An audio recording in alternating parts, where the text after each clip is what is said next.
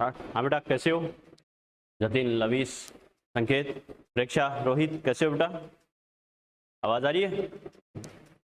आवाज आ रही है क्या? संकेत, लवीस, जतिन, आवाज आ रही है?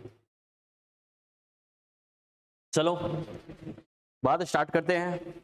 अपना जो लास्ट लेक्चर हुआ था बेटा उसमें अपन ने कहा था 2-3 क्वेश्चन हमें और करने हैं डिफेक्ट के बेटा, घुमा फिरा के हमें कैसे कैसे पूछ सकता है। ओके, कल जैसे एक क्वेश्चन हमने जो AIPMT पूछा गया था, पहले नीट बोलते थे हमारे टाइम में, AIPMT बोलते थे नीट को हमारे टाइम में। एक क्वेश्चन तो वो अपन ने देखा था, एक अपने बेसिस पे उसी के अकॉर्डिंग अपन ने और किया था। क्लियर है? आज उस पर 1-2 क्वेश्चन देखेंगे जो जेई में पूछा गया था बेटा। ठीक है, ये ध्यान रखना। तो मैंने कहा भी था क्वेश्चन बैंक सोल्व करके आना है, साथ लेके आना है। किया था क्या सोल्व? क्वेश्चन बैंक सोल्व किया था?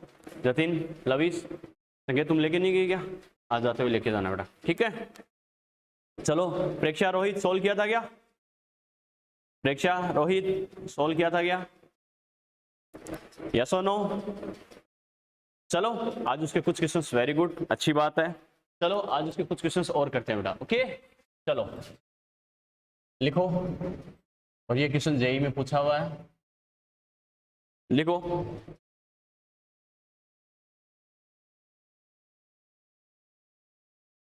मैक्सिमम बच्चे, रिपीटर बच्चे यही पूछते हैं सर ये क्वेश्चन कैसे करना, वो कैसे करना, क्योंकि BCC FCC ये तो हर कोई कर लेता है। ओके, लेकिन ये जो डिफेक्ट वाले न्यूमेरिकल्स इस पे बनाए गए बेटा, नया कॉन्सेप्ट है, 4-5 साल से मैक्सिमम टीचर करवाते नहीं है, लेकिन ध्यान रखना बच्चों स्टैंडर्ड क्वेश्चन यही है। बाकी BCC FCC डेंसिटी ये तो हर कोई कर लेगा। ओके चलो लिखो बेटा, formula of a metal oxide, formula of a metal oxide, formula of a metal oxide, formula of a metal oxide is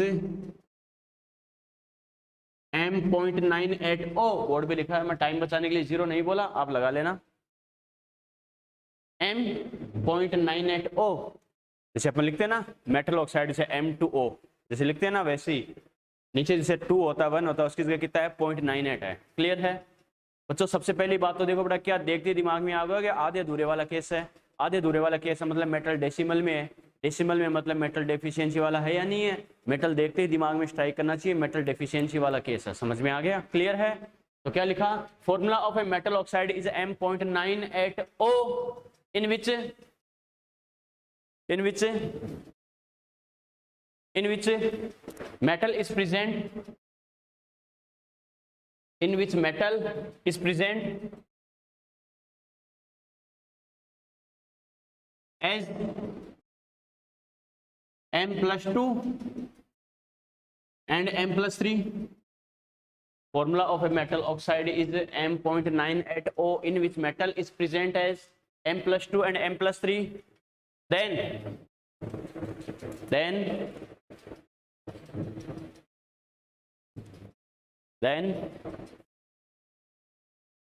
calculate the amount of, M+3, calculate the amount of M+3 in metal oxide। Jatin ये rough copy बेटा, फेर है ये rough है, ये फेर है, फेर कहाँ है, फेर कहाँ है? घर पे। तो फेर में क्यों नहीं करा? घर पे जाए करता है बेटा। बाद में चक्कर में कितनी बार कहा तुम्हें, लास्ट ईयर क्या समझाया था, बाद में के चक्कर में अच्छे से नोट्स बनाऊंगा, ये करूंगा वो करूंगा, सब बकवास है बेटा। घर पे जाके 2 घंटे नोट्स बनाने में लगाते हो, इससे 2 घंटे दिमाग चलाओगे तो ज़्यादा सीखोगे। समझ में आ गया? हमें हैंडराइटिंग सुधारना, अच्छे नोट्स बनाना, ऐसा कुछ नहीं है। हमें गवर्नमेंट को जमा नहीं करवाने नोट्स कि मेरे नोट्स बहुत अच्छे हैं, हमें सिलेक्शन लेना है। और सिलेक्शन तब लोगे जब खाली नोट्स बनाने की बजाय दिमाग काम में लोगे, ज़्यादा प्रैक्टिस पे ज़्यादा जोर दोगे। फिर निकालो, फिर में क्या करो सीधा। ठीक है, इतना टाइम नहीं होता, पहले नोट्स बनाए उसके बाद समझेंगे। तुम्हारे पास कोई 48 आवर्स नहीं है। तो क्या लिखा, calculate the amount of M+3 in metal oxide. Metal oxide में M+3 की अमाउंट क्या होगी? ओके चलो बेटा, मैं आपको मेथड बताता हूँ कैसे करना है। इधर ध्यान दो, पेन कॉपी छोड़ो, पागलों की तरह अच्छे समझो। पागलों की तरह समझ रहे हो ना, एकदम फुली फोकस। क्या हो रहा है आसपास सब भूल जाओ, इधर ध्यान दो बेटा, क्या हो रहा है, कैसे हो रहा है। पेन कॉपी अच्छे समझना, पेन को छोड़ देना बेटा, अच्छे समझना, बस कॉन्सेप्ट समझा करो, हमेशा ध्यान रखना। मैक्सिमम बच्चा शीट सोल्व करता है, ये करता, टेस्टों में स्कोर क्यों नहीं होता? इसमें सेकंड होना चाहिए, आंसर देगा सेकंड ही है, होना चाहिए, वो श्योर नहीं था, उसने देखा हाँ यार सेकंड ही, उसे लगा मेरा सही है, उसने दिमाग नहीं लगाया, खाली वही बात है तुक्का लगाया। समझ में आ गया? कोई भी क्वेश्चन बेटा आप अटेम्प्ट करते हो, चाहे आपके नोटबुक हो चाहे क्वेश्चन बैंक हो, ओके, आपको क्या करना होता है, अगर कोई क्वेश्चन आपका सही हो भी गया तो सबसे पहले हमेशा ध्यान रखना इसमें ये बोला गया था और मैंने ऐसे किया है। क्या बोला? इसमें ये बोला गया था और मैंने ऐसा किया है। ठीक है, आपको क्या सोचना है बेटा कि इसमें ये बोला था और मैंने ऐसे किया है। क्लियर है? इसका मतलब ऐसे बोले तो मुझे ऐसे करना है तो मेरा क्वेश्चन सही होगा, आंसर सही आएगा। ये कॉन्सेप्ट दिमाग में सेव हो गया। क्लियर है? इसने ये बोला था मैंने ऐसे किया तो मेरा आंसर रॉन्ग है, उसके बाद सर ने ऐसे बताया या मैंने ऐसे किया तो मेरा आंसर सही आया, इसका मतलब मुझे ऐसे नहीं ऐसे करना है। समझ में आ गया? एक एक चीज को ऐसे दिमाग में सेव कर लोगे तो ध्यान रखना बेटा, उसके बेसिस पे क्या होगा, उस कॉन्सेप्ट पर चाहे 50 क्वेश्चन क्यों ना हो, सारे सॉल्व हो जाएंगे। समझ में आ गया? बाकी खाली आंसर की मैच करने में लगे रहोगे, इसमें सेकंड होना चाहिए, फोर्थ होना चाहिए, थर्ड होना चाहिए, थर्ड नहीं इसमें सेकंड देर का, चलो सेकंड हो गया, कैसे हुआ, क्यों नहीं हुआ। समझ में आ गया? तो ये चीज जरूर ध्यान रखना, दिमाग यूज करना यही होता है। इसमें हुआ तो ये कैसे हुआ, इसमें ये नहीं हुआ तो क्यों नहीं हुआ। समझ में आ गया? फर्स्ट टाइम अगर आप क्वेश्चन बैंक को बेटा अच्छे से कर लोगे तो आपका काम क्या होना चाहिए, क्वेश्चन बैंक को बेटा मार्क करते हुए सोल्व करना, मार्क करते हुए सोल्व करना। जैसे मान लो कोई भी क्वेश्चन आपने कर रखे हैं 1 2 3 4 5, क्लियर है, ये क्वेश्चन आपसे हो गया, कोई दिक्कत नहीं, कोई खास कॉन्सेप्ट नहीं है, नॉर्मल सा कॉन्सेप्ट है। ठीक है, बीसीसी में नंबर ऑफ आइटम्स क्या होते हैं, अब इस क्वेश्चन को पूरी साल में 50 बार करो, कोई जरूरत है क्या, वो तो कॉपी रिवाइज करोगे तो ही दिमाग में हो जाएगा सेट, यस और नो, इसको दोबारा करने की जरूरत नहीं है। क्लियर है? सेकंड क्वेश्चन आपसे नहीं हुआ, छोड़ दो, ओके, ठीक है। थर्ड क्वेश्चन है, बहुत अच्छा क्वेश्चन है, आपसे हो गया, लेकिन बहुत अच्छा क्वेश्चन है, या तो थ्योरेटिकल क्वेश्चन है या कोई बहुत शानदार कॉन्सेप्ट है, इसका मतलब ये मुझे दिमाग में बार बार सेट रखना है, रिवाइज करना है, यस और नो, कॉन्सेप्ट बहुत अच्छा है या मैं भूल सकता हूं, या थ्योरेटिकल क्वेश्चन है उसको स्टार मार्क कर दो। क्लियर है?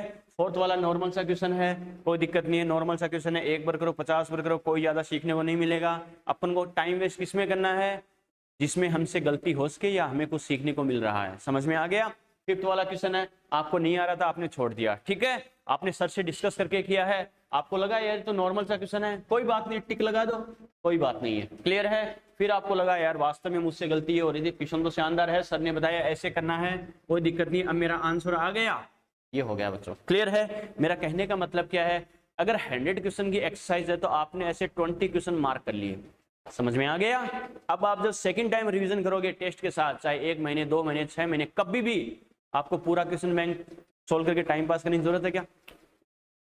समझ में आ गया? क्योंकि वही बात है, बीसीसी में नंबर ऑफ आइटम कितने होते हैं, एससीसी में नंबर ऑफ आइटम कितने होते हैं, पूरी साल में 10 बार इस क्वेश्चन को सोल्व कर रहे हो, आपने 10 मिनट भी वेस्ट किए, इससे अच्छा 10 मिनट में 5 क्वेश्चन दूसरे देखते जो आपका कैरियर डिसाइड कर सकते थे। समझ में आ रहा है मैं क्या कहना चाहता हूँ बेटा? खाली गधा मैंने से कभी रिजल्ट नहीं आता बेटा, इससे आता रिजल्ट। समझ में आ गया? बात समझ में आई क्या? वो कहते हैं शेर पूरे दिन में एक ही बार शिकार करता है, लेकिन 24 आवर सुकून से निकाल देता है, उसके बाद वो जब शिकार करता है, चाहे लॉयन हो चाहे टाइगर हो ईगल हो बेटा, उनका फोकस कैसा होता है, उनकी पूरी पावर फोकस डेडिकेशन कितना जबरदस्त होता है, होता नहीं होता, एक ही बार अटैक करते हैं काम हो जाता है। क्लियर है? बात वही है बच्चों, एक बार आपने अच्छे से पढ़ लिया तो ये मान लो कई दिनों का काम हो गया, जैसे उनका पूरे 24 आवर्स का काम हो जाता है, आपका कम से कम 1 मंथ का काम हो जाएगा, 1 या 2 मंथ का। समझ में आ रहा है? तो ये ध्यान रखना। सेकंड टाइम जब आपने चलो ठीक है, आपको लगा कि 1 महीने बाद जो पेपर कुछ भी है, आपको चैप्टर रिवाइज करना है, कॉपी पलटो पेज पलटो, कोई दिक्कत नहीं है, कॉपी पूरी रिवाइज कर दो अच्छे से, टाइम कम है तो जो आपने स्टार मार्क कर रखा है या ब्लॉक कर रखी है वो चीजें क्वेश्चन मैक्सिमम उन्हीं में से आएंगे। क्लियर है? वो रिवाइज कर लो, ये फॉर्मूला कैसे है, ये कॉन्सेप्ट सर ने कैसे लिखाया, इसमें सर ने क्या बताया, इसमें क्या बताया। क्लियर है? ये कर लो। उसके बाद जब प्रैक्टिस के लिए कुछ ट्राई करना चाहो कि क्वेश्चन पेपर में कुछ क्वेश्चन आए, मैं कर सकता हूँ नहीं कर सकता हूँ, मैक्सिमम बच्चों की आदत क्या होती है, आंसर पे टिक लगा लेते हैं, फर्स्ट सेकंड थर्ड फोर्थ, इसका फर्स्ट है इसका सेकंड है। क्वेश्चन बैंक में कभी भी आंसर पे टिक मत लगाओ बेटा, आंसर पे टिक लगा दिया दोबारा आपको सोल्व करने का मन ही नहीं करेगा। समझ में आ गया मैं क्या कहना चाहता हूँ? ये ध्यान रखना, पढ़ना अलग बात है, सही तरीके से पढ़ना अलग बात है। क्लियर है? पहले वो बोलते थे ना प्रैक्टिस मैक्स एंड परफेक्ट, वो पहले के टाइम में अप्लाई होती थी बेटा, हमारे टाइम में, क्योंकि पहले वही बात है, मोर देन 90% तो प्रैक्टिस करते ही नहीं थे, काम करते ही नहीं थे। जो कुछ रेयर केस में आपने देखा होगा बेटा, आपके जो फादर है ग्रैंड फादर है उनकी जनरेशन में आपने सुना भी होगा, जो 10th 12th पास करता था गवर्नमेंट जॉब लग जाती थी। होता नहीं होता? आज का जो PhD किए हुए 4th ग्रेड की जॉब के लिए अप्लाई करते हैं, होता नहीं होता? समझ में आ गया? तो ये ध्यान रखना, पहले अप्लाई होता था प्रैक्टिस मैक्सिमम परफेक्ट, आजकल कंपटीशन इतना ज्यादा होता है, परफेक्ट प्रैक्टिस मैक्सिमम परफेक्ट। आ गया समझ में? तुम प्रैक्टिस तो कर रहे हो, लेकिन वो प्रैक्टिस तुम्हारी परफेक्ट है क्या? परफेक्ट मतलब जैसी होनी चाहिए वैसी है क्या? तो ही तुम काम को सक्सेस हो पाओगे किसी काम में, अदरवाइज नहीं। समझ में आ गया? तो ये ध्यान रखना, सेकंड टाइम आपने रिवाइज किया, इधर ध्यान दो बेटा, सेकंड टाइम आपने रिवाइज किया है, अगर आप 5 के 5 क्वेश्चन सोल्व करते हैं समथिंग मान लो आपको 5 मिनट लगे, लेकिन आपको पता है ये तो टिक लगाने वाले लॉलीपॉप क्वेश्चन है, कॉपी रिवाइज की उससे ही हो गया था, इसका 6 आंसर, इसका 5 आंसर, इसका 10 आंसर करने की जरूरत है क्या? आपने बस ये 2 क्वेश्चन किए, 2 क्वेश्चन के 2 मिनट में क्वेश्चन हो गए, आपके 3 मिनट्स बचे, वो किसी और क्वेश्चन में टाइम वेस्ट कर आप कंज्यूम कर सकते हो। मेरा कहने का मतलब समझ में आ गया? ये पढ़ने का तरीका होता है बच्चों, ध्यान रखना। सेकंड टाइम जब भी रिवाइज करते हो क्वेश्चन बैंक दोबारा सोल्व नहीं करना है। जिस बच्चे ने फर्स्ट टाइम अच्छे से पढ़ रखा है, तो जो बच्चा ऐसा है 15 दिन बाद साफ हो जाता है, उसको पूरा करने की जरूरत हो सकती है, मान सकते हैं। नॉर्मली सिलेक्शन के लिए ये बोलते हैं आपको सिलेक्ट होना है, हर चैप्टर को आपको 5 बार तो उनकी कॉपी वगैरह रिवाइज करनी होती है, और 2 या 3 बार क्वेश्चन बैंक सोल्व करना होता है, ठीक है, और साथ साथ आपके टेस्ट पेपर वगैरह अच्छे से करने होते हैं। तो ये सिलेक्शन का तरीका होता है। लेकिन अगर कोई साफ माइंडेड है बेटा, अगर सही वे में स्टडी करना चाहता है, इसके पास टाइम कम है, वो क्या कर सकता है, मिनिमम टाइम में बेस्ट कैसे दे सकता है? समझ में आ गया? और आज का टाइम कम वाला ही है बच्चों, ये ध्यान रखना, ओके। और ये चीज ध्यान रखना, मैक्सिमम गार्जियन बताते भी है फोन वगैरह में बहुत टाइम वेस्ट करते हो बच्चों। आज ये जो चीज आपको जितनी अच्छी लग रही है, यही आपको बर्बाद कर देगी। समझ में आ गया? फोन का यूज इतना ही करो सिर्फ क्या कि आपकी कोचिंग से कोई आपके लिए मैसेज आया है क्या, ताकि आपको डिस्टर्बेंस ना हो कोचिंग जाने के बाद कि मुझे ये नहीं पता था, वो नहीं पता था। समझ में आ गया?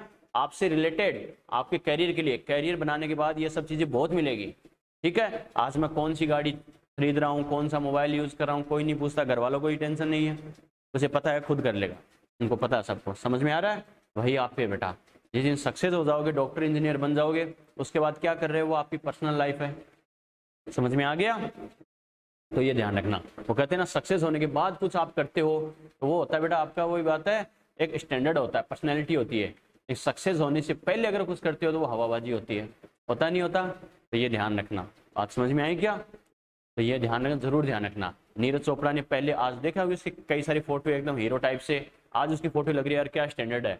अगर यही फोटो 1 साल पहले डाल देता तो क्या कहते हैं, इसका टारगेट क्या है, ऐसे स्टैंडर्ड हवाबाजी मार रहा है। समझ में आ गया? तो ये ध्यान रखना। उसने सब ओपनली कब किया, कुछ मिलने के बाद। पढ़ना है उसकी स्टोरी, ऐसी स्टोरी पढ़ा करो आप जो पढ़ा है ना, बिल्कुल। आप मूवी देखते हो, वेब सीरीज देखते हो, उनसे कुछ नहीं मिलने वाला, मान के चलना, मान के चलना। आप मूवी वेब सीरीज जो मान के चलना, बर्बादी की कगार पर बेटा, ये सब सच है। ये एक बार मर्सिडीज का जो ओनर है उसका इंटरव्यू देख रहा था, तो उसे बोला कि आप टीवी पे ऐड क्यों नहीं देते? बोले कोई फायदा नहीं है। बोले क्यों? बोले जिसको टीवी देखने का टाइम है वो कभी मर्सिडीज खरीद ही नहीं सकता, ठीक है। और जो मर्सिडीज खरीदने का उसका स्टैंडर्ड है, वो टीवी देखेगा नहीं, उसके पास इतना टाइम ही नहीं होगा। एक 2 लाइन में बहुत बड़ा सार है बेटा, ये बहुत बड़ा वही बात है, सब कुछ उसने बता दिया है। समझ में आ गया? यानी तुम इन फालतू चीज़ों में टाइम वेस्ट कर रहे हो, इसका मतलब तुम कुछ कर ही नहीं सकते ज़िंदगी में। और तुम्हारा एक लेवल होगा, स्टैंडर्ड होगा, तब वास्तव में तुम बहुत कुछ कर सकते हो। बात समझ में आई क्या? तो ये हमेशा ध्यान रखना। ये जो चीज़ें, वही बात है, शुगर का बेस्ट एग्जाम्पल है। शुगर हमें कितनी मीठी लगे बेटा, लेकिन हमारे लिए लॉसफुल होती नहीं होती, बहुत ज़्यादा लॉस करती है। तो जो चीज़ें आपको अच्छी लग रही है, इन चीज़ों से साइड रहो। अपनी जनरेशन आपको पता ही है कैसी थी, मोबाइल ने तो और ही ख़त्म कर दिया। सच है ये, कुछ अपना मान लो, चाहे गवर्नमेंट मान लो, कल्चर मान लो, कुछ भी मान लो, सब कुछ आ गया। अपनी फैमिली आ गई, गवर्नमेंट आ गई, सब एक जैसे हैं। वही बात है, बच्चे को ड्रीम देखने नहीं देते। बच्चे का वही बात है, बच्चे का ठीक है मोबाइल, टीवी, ये जो कुछ भी है, सब कुछ है। रोनाल्डो का स्टेट में, रोनाल्डो जानते हो ना, सबसे बेस्ट फुटबॉलर आज में क्रिस्टियानो रोनाल्डो। इंस्टाग्राम पर एक अगर वो पोस्ट डालता है तो उसको सिर्फ 5 करोड़ मिलते हैं, और अपन को 5 लाइक मिल जाए तो ही बहुत है। कहने का मतलब समझ रहे हो? तो ये ध्यान रखना, एक पोस्ट इंस्टाग्राम पर डालते हो सिर्फ 5 करोड़ मिलते हैं, ध्यान रखना। लेकिन उसका भी आया कि आप जैसे मान लो इतने रिच पर्सन हो, आपके बच्चों के पास तो हर फैसिलिटी होगी। बोले कुछ भी नहीं है, कुछ भी नहीं है। मेरे बेटे ने कहा कि मुझे आईफोन खरीद के दो, तो मैंने मना कर दिया। बोले क्यों? मैंने मेरे बेटे को कहा इससे अच्छा उन्हीं पैसों में तो ऐसी एजुकेशन ले कि तो कई सारे आईफोन खरीद सके। समझ में आ गया? तो ये ध्यान रखना बेटा। पिकासो जो पेंटर थे, उन्होंने एक बार, कोई लेडी आई तो किसी लेडी ने किसी से कहा कि मुझे कोई पेंटिंग बनानी है, मेरे पास टाइम कम है। तो दुकानदार ने कहा कि मेरे पास तो टाइम नहीं है, उस जगह पे जाओ, वो आपको 1 मिनट में, मैक्सिमम 1 मिनट में पेंटिंग बना देगा। एड्रेस दिया, वो लेडी जानती नहीं थी वो पिकासो है, नॉन सी थी, को दूसरे कंट्री की थी। तो गई जर्मनी, तो उसने पिकासो के पास गई। पिकासो ने 30 सेकंड में बोले मेरी मुझे बहुत ब्यूटीफुल पेंटिंग बनानी है, टाइम मेरे पास कम है। किसी ने कहा आप 1 मिनट में बना सकते हो। पिकासो ने सामने देखे 30 सेकंड में उसकी पेंटिंग बना दी। और उस पेंटिंग को जब उसने बेचा तो उसकी, वो बताते हैं उस टाइम प्राइस थी उसकी 30 करोड़ उस पेंटिंग की। उस टाइम की बात है ये, आज के 70 कई साल पहले। तो वो लेडी भागी भागी वापस आई, बोले मुझे भी ऐसी पेंटिंग सिखाओ जो 30 सेकंड में बना के 30 करोड़ में बिक जाए। तो बोला जो तुझे जो 30 करोड़ की पेंटिंग बना के दी है, मेरा टाइम तूने 30 सेकंड देखा खाली, लेकिन इसके पीछे मेरे पीछे 30 ईयर की मेहनत है, 30 ईयर्स की, 30 सालों की मेहनत है। समझ में आ रहा है कि आज मैं जो काम 30 सेकंड्स में कर सकता हूं उसके लिए मैंने 30 ईयर हार्डवर्क किया है। बात समझ में आ गई क्या? आज जो हम देख रहे हैं जिसपे ठीक है करोड़ों रुपए कमा रहे हैं, लेकिन करोड़ों रुपए कमाने के लिए पहले उन्होंने स्टैंडर्ड बनाया अपना। बात समझ में आ गई क्या? तो ये बात ध्यान रखना, बिना हार्डवर्क के, बिना सेक्रीफाइस के कुछ नहीं मिलता बेटा। और ये सिंपल सी बात है। आज जो भी बात, रिच पर्सन हो बेटा, जो कभी उनके पास 2 टाइम के खाने के पैसे नहीं थे, आज वो एक सेकंड में उससे ज़्यादा पैसे कमा लेते हैं। लेकिन वो कमाने के लिए इन्होंने बहुत कुछ किया उन्होंने। बात समझ में आ गई ना? आज जितने अपन एग्जाम्पल देखते हैं, कई सारे एग्जाम्पल, चाहे एक्टर हो, चाहे क्रिकेटर हो, और कोई स्पोर्ट्स पर्सन हो, कई सारे हैं। मीरा भाई चानू वाला एग्जाम्पल देख लो, मेरा जो मेडल्स लेके आए हैं, मैक्सिमम मेडल्स वाले ऐसे, नीरज चोपड़ा को छोड़कर, वो मिडिल क्लास फैमिली से था, बाकी मैक्सिमम ऐसे थे जिनके पास 2 टाइम के खाने के पैसे भी नहीं थे, लेकिन हार्डवर्क करते गए। आज उनके पास करोड़ों की प्रॉपर्टी हो गई है। जो हरियाणा वाले, उड़ीसा वाले जो एथलीट है, हार्डवर्क वही करते जिनके पास कुछ नहीं होता। और ये बात सच है, जो अपनी रिच फैमिली होती है, बेटा ये ले लो, बेटा ये ले लो, बेटा ये ले लो, बेटा इन्हीं में रह जाता है। समझ में आ गया? तो ये बात ध्यान रखना बेटा। ये चीज़ें आज के टाइम आपको जो अच्छी लग रही है वो आपके लिए उतनी ही लॉस करने वाली है। समझ में आ गया? ये दुनियादारी आपको 5-10 साल बाद समझ में आएगी कि यार क्या हो गया, मैं क्या करना चाहता था, क्या हो गया। क्योंकि सबसे लाइफ का सबसे इंपॉर्टेंट फेज इसीलिए तो होता है ये 15 से 20 का। अगर 15 से 20 की एज में आपने खुद पे कंट्रोल कर लिया तो ये मान लो आप पूरी जिंदगी आगे की सक्सेस होगी आपकी। इन 5 सालों में आपको बहुत सारे डाइवर्जन मिलेंगे, फ्रेंड सर्किल मिलेगा, बाइक्स, टीवी, मोबाइल्स, कपड़े, सिनेमास, हर जगह आपको डाइवर्जन मिलेगा। यानी आपको डाइवर्ट करने की ज़िंदगी बहुत मौके देगी कि बंदे में पोटेंशियल है क्या, ये डिजर्विंग है क्या सक्सेस के। समझ में आ गया? लेकिन जो बंदा इन चीज़ों को फेस कर लेता है कि नहीं ये मुझे डाइवर्ट करने वाली चीज़ है, मैं नहीं करूँगा, सबसे बड़ा सेक्रीफाइस यही तो होता है बेटा, सेल्फ कंट्रोल। आ गया समझ में? किसी फ्रेंड ने कहा कि चल यार वहाँ घूम के आते हैं, नो। किसी रिलेटिव ने कहा कि आओ मेरी शादी है, ये है, मेरी शादी है, मेरा तलाक है, ये है, वो है, आओ फंक्शन कर रहे हैं, ये कर रहे हैं, वो कर रहे हैं, नो। किसी की शादी, किसी के तलाक मेरे काम नहीं आएगा। समझ में आ गया? कोई ये कह रहा है कि ये कर लो, नो। हर वो काम करो जो तुम्हारी फैमिली के लिए और तुम्हारे कैरियर के लिए यूजफुल है। आ गया समझ में? अगर उस चीज़ का बेनिफिट तुम्हारे कैरियर या तुम्हारी फैमिली को नहीं है तो उसे वहीं क्रॉस मार दो, क्योंकि कैरियर और फैमिली ये 2 ही चीज़ है जो पूरी ज़िंदगी तुम्हारे साथ रहेगी। बाकी चाहे कितने अच्छे फ्रेंड हो, कितने अच्छे कुछ भी हो बेटा, रिलेटिव हो, कोई किसी के काम नहीं आता। समझ में आ गया? तो कुछ गार्जियंस कहते हैं कि सर बच्चा पूरे दिन मोबाइल यूज़ करता है, ये करता है, बुरा भी लगता है कि इतना समझाने के बाद भी इतनी लापरवाही क्यों दिखा रहे हो। समझ में आ गया? और ये ध्यान रखना, परफॉर्मेंस डाउन होने का सबसे बड़ा रीज़न यही है कि तुम्हारी एनर्जी, टाइम सबके पास उतना ही है, तुम एनर्जी को डाइवर्ट कर देते हो। बात समझ में आई क्या? अगर अपनी एनर्जी को तुम डाइवर्ट कर दोगे तो तुम्हारा रिजल्ट कभी 100% आ ही नहीं होगा। अच्छी सी बात है, तुमने 100% एनर्जी फोकस ही नहीं किया तुमने, तो 100% रिजल्ट कैसे आएगा? तुम जबरदस्ती रो दोगे फॉर्मेलिटी के लिए, क्या करते हो 50% फोकस करते हो तो रिजल्ट भी 50 आता है। समझ में आ गया? इनपुट आउटपुट हमेशा जिंदगी का बेटा वो सेम होता है। बात समझ में आई क्या? तो ये हमेशा ध्यान रखना, तुम अपने कैरियर के लिए जिंदगी को जितना दोगे, हार्डवर्क हो गया, सेक्रीफाइस हो गया, जो भी हो गया, अपनी तरफ से जितना दो सकते हो जिंदगी तुम्हें वापस उतना ही देगी। समझ में आ गया? आज बड़ी बड़ी बातें करते हैं, अब्दुल कलाम ने ये कहा था, वो कहा था, लेकिन कोई ये नहीं पता किसी को मैक्सिमम को कि सुबह 5 बजे उठ के वो 5 किलोमीटर की रिवर को क्रॉस करके, सर्दी के टाइम में भी जहाँ टेम्परेचर 0 होता है, सर्दी के टाइम में 5 किलोमीटर की रिवर को क्रॉस करके पढ़ने जाते थे मैथ्स टीचर से ट्यूशन। क्योंकि टीचर का रूल था 7 बजे से लूँगा तो ये चार्ज लगेगा, और 7 बजे पहले कोई आ सकता तो फ्री ऑफ कॉस्ट होगा। टीचर ने अनाउंस किया था कलाम को, उन्हें क्या पता कलाम जैसा कोई बंदा है, अब्दुल कलाम जैसा, कि सुबह 5 बजे उठ के आ जाएगा इस सर्दी में। तो उस टाइम भी सुबह 5 बजे उठ के 5 किलोमीटर की रिवर को तैर कर, बोटिंग के पैसे भी नहीं होते थे, सर्दी में भी तैर के जाते थे, मैथ्स पढ़ने जाते थे, इसलिए वो अब्दुल कलाम है। समझ में आ गया क्या? तो जिंदगी में जिन्होंने सेक्रीफाइस किया है उनका नाम अलग ही होता है बेटा, ठीक है ना? जिंदगी तुमसे कुछ नहीं, वही बात है, बाकी कोई बड़ी बात नहीं है। आज हम कितने सारे एग्जाम्पल ले सकते हैं रे, आज हम कितना ही कहते विराट कोहली ये, विराट कोहली विराट कोहली ने क्या किया था तुम्हें तो अभी पता ही नहीं स्टोरी। सक्सेस मिलने के बाद तुम कुछ करते हो कोई फर्क नहीं पड़ेगा इस चीज़ को, सक्सेस मिलने के बाद है। सबसे बेस्ट एग्जाम्पल कोहली वाला ही है। जब 15 साल की उम्र में उसके फादर की डेड बॉडी घर पे रखी थी तब भी वो खेल रहा था। डोमेस्टिक मैच था दिल्ली का, तो सबने सोचा अब तो मैच आ गए, कल लास्ट डे है, जीतना भी जरूरी है। कोहली के फादर की डेथ की न्यूज़ आ गई, घर से कॉल आया, अब क्या करेगा 15 साल का बच्चा। कोच से उसने डिस्कस किया, कोच से डिस्कस किया, बोले क्या करूं, बोले जो तुझे सही लगे वो कर। तो सबने सोचा कल कोहली मैदान पे आएगा नहीं, शायद घर चला गया होगा। सुबह जब मैच स्टार्ट हुआ तो जैसे पैड पहन के ग्राउंड पे उतरा सब देखते रह गए। फिर मैच के बाद उसने सेंचुरी बनाई, टीम को जिताया भी, और सब मैच खत्म होने के बाद घर पे गया। तो कोच ने पूछा कि क्या ऐसा क्या किया तूने, वापस आने के बाद पूछा 2 दिन बाद जब वापस आया, तो बोला कि ठीक है जो हुआ मैं उसको रोक नहीं सकता था, लेकिन मेरी ड्यूटी ये थी, इसको मुझे करना था, वरना शायद मेरे एक दिन पहले जाने से शायद टीम हार जाती। और वो हमारी कई दिनों की मेहनत दाव पे लगी थी, हमारी इस टूर्नामेंट को जीतना था। तो वो खेला, और वही कोहली अब इंडिया ऑस्ट्रेलिया गई थी 6 मंथ पहले, जीत के भी आई थी। उसकी वाइफ प्रेग्नेंट थी, छुट्टी लेके घर आ गया। यानी एक कैप्टन वर्ल्ड की सबसे बेस्ट टीम के खिलाफ उसके घर में खेला, ऑस्ट्रेलिया में खेलना ड्रीम होता है। तुम थोड़ा सा आइडिया लगाओ बेटा, जो कोहली इंडिया में था वो फादर की डेड बॉडी घर पे होने के बाद भी घर पे नहीं आया, बोला खेलने के बाद जाऊंगा।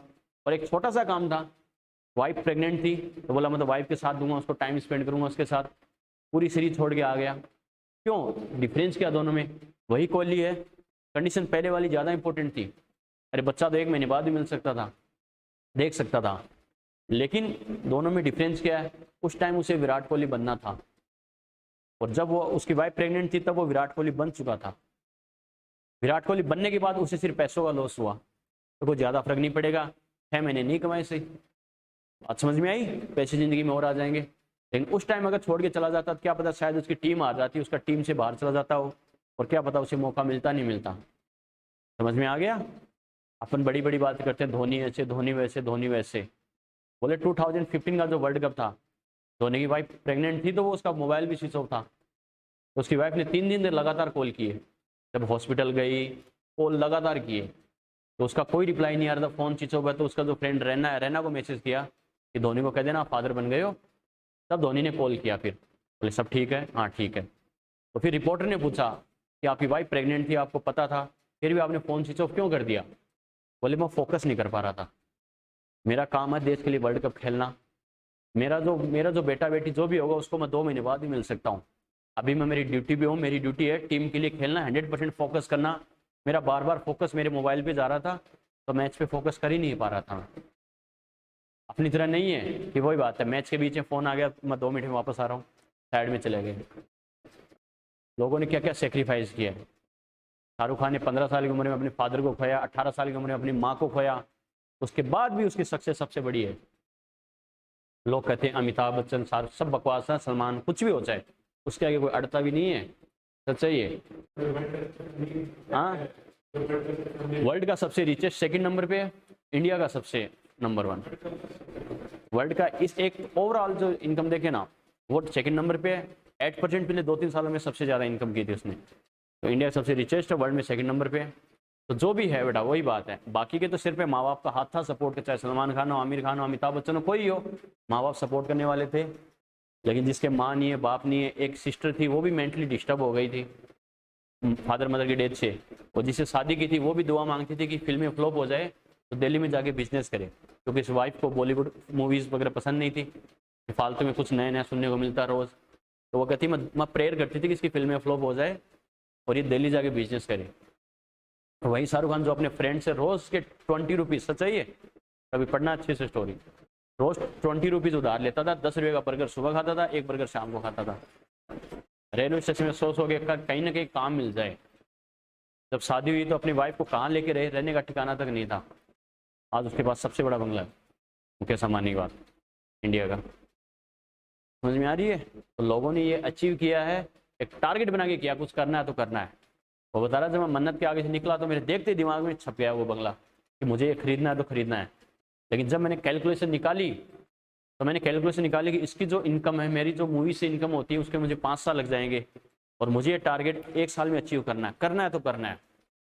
तो बोला 1 साल तक मैं घर भी नहीं गया, कभी कभार छुट्टी मिलती थी, कभी एक दिन की मान लो 2-3 महीने की शूटिंग में तो एक दिन चला जाता था। बाकी सेट पे 20 आवर्स, यहाँ से वहाँ, वहाँ से वहाँ, वहाँ से वहाँ, सेट पे सो जाता था। एक साल मेरे पास इतनी इनकम हो गई, इतनी प्रॉपर्टी हो गई, मैं बंगला खरीद को मैंने खरीदा वो। एक जिद थी, टारगेट थी, अपनी तरह नहीं कि 5 साल में कर लेंगे, 10 साल में कर लेंगे। टारगेट ऐसा होता है तुम्हारी एफिशिएंसी, एनर्जी को बढ़ा देता है बेटा। लेकिन इन सब चीज़ों से साइड हो जाओ थोड़ा सा, इन सब चीज़ों से साइड होकर काम करो। अपनी एनर्जी को फालतू चीज़ों में कंज्यूम कर दोगे तो कोई फ़ायदा नहीं। तुमने 100% एनर्जी लगाई नहीं है तो 100% रिजल्ट की तुम कैसे उम्मीद कर सकते हो? समझ में आ गया ना? तो थोड़ा सा ध्यान रखना बेटा छोटी छोटी चीज़ों का। ये तुम्हारा इनिशियल फेज़ है। इसी चीज़ को अगर मैं मान लो एग्ज़ाम के पहले दिन या 10 दिन पहले बताऊंगा तो कोई फ़ायदा नहीं है, क्योंकि समझने का टाइम ये अब है बच्चों। आ गया समझ में? कोई वॉल होती है, उसमें एक ईंट बेटा खराब लग गई, गलत लग गई, अपन लगाते जा रहे हैं, कोई दिक्कत नहीं है। वॉल बनाने के बाद अपनी समझ में आई यार तो मामला गड़बड़ हो गया, पूरी दीवार ही खराब लग रही है। अपने पास 2 ऑप्शन है, या तो दीवार को तोड़कर वापस बनाओ पैसा, वो, या दूसरी दीवार बनाओ। पैसा, टाइम और एनर्जी सब कुछ डबल लगेगा, लगेगा नहीं लगेगा? इससे अच्छा उसी टाइम मैंने एनालिसिस कर लिया होता है, यार ये एक ब्रिक मैंने गलत लगा दी, इसको उतार के सही लगाऊं, गलती दोबारा नहीं करूं, तो मेरा टाइम, पैसा, एनर्जी सब बच सकते नहीं बच सकते? यही बात है बेटा। आपकी दीवार बनाने का, कैरियर की दीवार या बिल्डिंग बनाने का टाइम अभी है। अभी अगर एक एक स्टेप सोच समझ के रखोगे कि मैंने जो ये काम किया, स्टेप किया, इसका क्या फ़ायदा है, ये सही है गलत है, तो रिजल्ट बेटर ही आएगा। अब गलती करोगे, लास्ट में सोचोगे तो 1 साल बाद या तो कैरियर चेंज करना पड़ेगा, या 1 साल खराब करके टाइम, एनर्जी सब कुछ वापस वेस्ट करना पड़ेगा। समझ में आ गया? तो पर डे का टारगेट बनाओ बेटा, ये ध्यान रखना। सच सही है, जिस दिन तुम रात को सोते हो ना, रात को दूसरे दिन का टारगेट बना के सो कि कल मुझे कोचिंग के अलावा, कोचिंग वाला तो पढ़ना ही पढ़ना है, इसके अलावा मुझे क्या करना है। वो एक मैंने पोस्ट भी बच्चों को कई बार भेजता रहता हूँ, पुराने वाले बच्चों को कम से कम पढ़ाई करे, वो बिल्कुल नहीं पढ़ते आजकल। कि आप जो दिन की स्टार्टिंग करते हो वो डिटर्मिनेशन से करो, मुझे क्या करना है, और जब दिन की एंडिंग करते हो तो सेटिस्फेक्शन के साथ करो कि मेरा जो टारगेट है वो मेरा पूरा हो गया, अब मैं सेटिस्फाई होकर सो सकता हूँ आराम से। और नींद ऐसी आएगी, टेंशन मतलब 2 घंटे मोबाइल चलाने की जरूरत ही नहीं पड़ेगी, पैर भी सीधे नहीं करोगे तब भी जाती नींद आ जाएगी बेड पे। बात समझ में आ रही है क्या? जहाँ पे तुम बेड पे सोगे वहीं का वहीं सो जाओगे, नींद आ जाएगी हाथों हाथ। सेटिस्फेक्शन ऐसी चीज़ होती है। बात समझ में आई क्या? सेटिस्फेक्शन कब मिलेगा? ईमानदार होने से। जो गलत करता है उसे कभी सेटिस्फेक्शन नहीं मिलता। सुकून की नींद कौन सोता है? तो ईमानदारी से काम करता है, ईमानदारी से मेहनत करता है। समझ में आ गया? बाकी तुम्हें पता ही है, जो ज़्यादा एक्स्ट्रा इधर उधर की सोचते हैं, ये करते हैं वो करते हैं, वो तो टेबलेट ले लेके सोते हैं। बात समझ में आई क्या? सेटिस्फेक्शन से काम करो। तुम अगर मन से सही हो, अपना काम ईमानदारी से कर रहे हो, किसी के साथ गलत नहीं कर रहे हो, तुम्हारी बॉडी तुम्हें आराम से इजीली आराम देगी बेटा, फैक्ट है ये। अपन अपने कैरियर के साथ गलत कर रहे हैं, फैमिली के साथ गलत कर रहे हैं, नींद आना या आना होगा ही नहीं बेटा। या तो बहुत ज़्यादा सोओगे या बिल्कुल नहीं सोओगे। लेकिन एक जो बैलेंस वाली लाइफ है वो आपको, आपकी बॉडी आपको तभी देगी जब आप अपनी जगह सही हो। अपनी जगह सही होने का मतलब अपनी फैमिली के लिए सही हो, अपने कैरियर के लिए सही हो।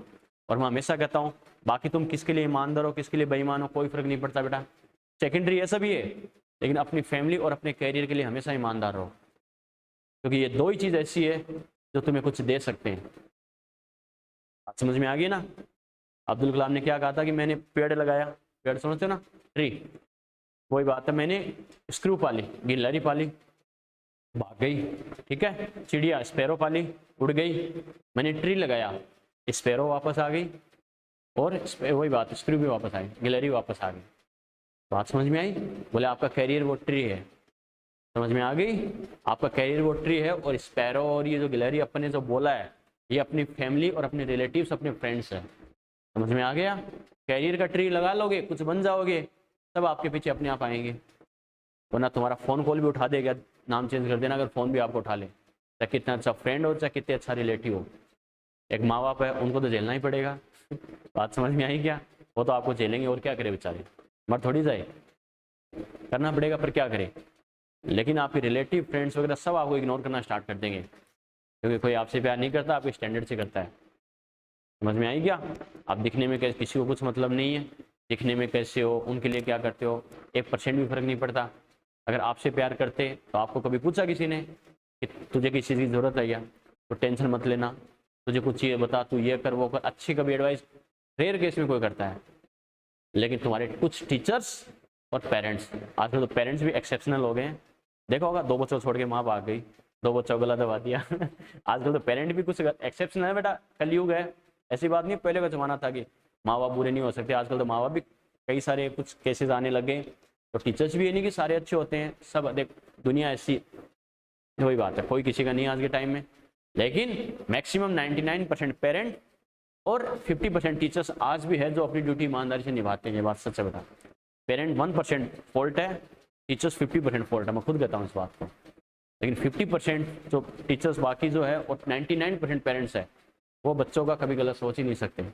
उनका तरीका चाहे अच्छा बुरा कैसा भी हो, लेकिन उनका जो थॉट होती है वो हमेशा सही होती है तुम लोगों के लिए। तो ये हमेशा ध्यान रखना, तुम्हें जो बोला जाए उतना अगर कर लोगे तो बेटा 1-2 साल बाद तुम्हें ये चीज़ें महसूस होगी वास्तव में अच्छा था, मेरे लिए बेनिफिशियल था ये। समझ में आ गया? मोबाइल के हाथ मत लगाना, सुन रहा है क्या? बात समझ में आ रही है? क्योंकि बेटा ये साल तुम्हारा ऐसा है, पीछे जो तुमने गलतियां की है इसको रिकवर करने का यही साल है, ये मान के चलना। बाकी 11th 12th तक जो खास उसको बच्चा 12th में है या 12th के बाद उसका फर्स्ट अटेम्प्ट है, उसके लिए मान लो ये गोल्डन से भी, यानी गोल्डन ही प्लेटिनम चांस सही है, ये बात ध्यान रखना। 12th और 12th के बाद का 1 साल खराब कर दिया, जिंदगी नर्क हो जाएगी। क्योंकि 11th तक तुमने जो गलतियां की है 12th में तुम उसको कवर कर सकते हो, तो 12th के साथ तुम्हें पेपर देना है, तो 11th और 12th का 50-50% सिलेबस आएगा। 12th का तो पढ़ना ही पढ़ना, साथ में 11th का भी कर लो तो डॉक्टर इंजीनियर बन जाओगे। और बाय द वे 12th के साथ भी चलो नहीं हो पाया किसी वजह से, तुम्हें कोई समझाने वाला नहीं था, तो 12th के बाद तुम्हारा जो फर्स्ट अटेम्प्ट है उसमें तुम कर सकते हो। ये अटेम्प्ट अगर निकल गया तो दुनिया के रंग तुम्हें दिखना स्टार्ट हो जाएंगे, लोगों के ताने, कमेंट्स, टॉन्ट्स वगैरह, ये सब तुम्हें अपने आप पता चल जाएगा कि एक्चुअल दुनियादारी क्या होती है। ठीक है? तो 12th और 12th के बाद सबसे इंपॉर्टेंट 2 साल ये होते हैं बेटा। 12th के साथ कर लोगे और अच्छा है, 12th के साथ नहीं करोगे तो 1 साल और कर सकते हो। ऐसा नहीं बाद में इम्पॉसिबल है, नीट वाला बच्चा तो 2-4 अटेम्प्ट और कर सकता है, लेकिन उसके लिए वही बात है, दुनिया से लड़ना पड़ेगा। अभी जो आप कर रहे हो बेटा वही बात है, रिवर का फ्लो होता है, देखा ना, अभी तो आप रिवर के फ्लो के साथ जा रहे हो, यानी सक्सेस तो इजीली जा सकते हो खाली पढ़ाई करके। लेकिन अगर ये 1-2 साल निकल जाते हैं 12th और 12th के बाद, उसके बाद आपको रिवर के फ्लो के अगेंस्ट तैरना पड़ता है। और ये तो प्रैक्टिकल लाइफ में आप भी समझते हो इजी कौन सा होता है, रिवर के फ्लो के साथ या अगेंस्ट। समझ में आ गया? अभी ये टाइम वो है बेटा रिवर के फ्लो के साथ, आपको पेरेंट्स क्या, रिलेटिव क्या, टीचर्स क्या, सब आपको करें तो कर सकता है, कर सकता है, कर सकता है, तुम्हें चढ़ा रहे हैं, कॉन्फिडेंस दे रहे हैं, बेटा कर, बेटा कर, टेंशन मत ले, टेंशन मत ले। बात समझ में आई क्या? बाद में तुम्हें क्या कहेंगे, तो टेंशन ले, तू नहीं कर सकता, तू नहीं कर सकता, तू नहीं कर सकता। पूरे दिन में 10 लोग तुम्हारे दिमाग में रोज भरेंगे कि तो इस साल हो जाएगा क्या, हो जाएगा क्या, हो जाएगा क्या, यानी क्वेश्चन मार्क लगा के छोड़ देते हैं। बात समझ में आई क्या? तो बच्चा जब रात को सोता है तो उसे वो चीज़ याद आती है, पूरे दिन में 10 लोग उसे कहते हैं, रिलेटिव से कुछ भी है, कि इस साल भी तो नहीं होगा या इस साल हो जाएगा क्या, तो वो खुद यही सोचता है कि वास्तव में मैं हो जाऊंगा क्या। वो खुद ही श्योर नहीं है कि मैं हो जाऊंगा क्या, तो हो सकता है क्या। और जो सिंगल डिजिट रैंक आती है ना, वो 12th की या फ्रेशर की आती है, या तो 12th के साथ या फर्स्ट अटेम्प्ट वाले के साथ। पुरानी कोचिंग में कोई मीटिंग हो रही थी, बोले अच्छी रैंक चाहिए तो अपना रिपीटर बैच उन पे मेहनत करो। मैंने कहा सर बेवजह मेहनत कर रहे हो, कोई फायदा नहीं है। बोले क्यों? उनके लिए मेहनत करो सिलेक्शन के लिए, उनके लिए मेहनत कभी टॉप रैंक के लिए मत करो, वो टॉर्चर हो जाएंगे। बोले क्यों? मैं सर वो जब भी डाउट पूछने आते हैं पैर छू के पहले ये बोलते हैं सर मैं सिलेक्ट हो जाऊंगा ना। उस बच्चे को खुद ही पता नहीं है मैं हो जाऊंगा क्या, तो टॉप रैंक दे सकता है क्या? सर टॉप रैंक देता है 12th वाला और 12th के बाद वाला। उस बच्चे में वो अपवर्ड डायरेक्शन, उसका हवाई जहाज अपवर्ड डायरेक्शन में होता है, हाँ मैं कर सकता हूँ और मैं करूंगा। लेकिन जो बच्चा 2-3 ड्रॉप लग जाते हैं 11th 12th के बाद, ये 3 साल खराब कर देता है, उसके बाद उसका डाउनवर्ड डायरेक्शन में आने लग जाता है कि पता नहीं होगा नहीं होगा। और ये बात नेचुरल है, ये अपनी गलती, उसकी गलती नहीं होती, नेचुरल है।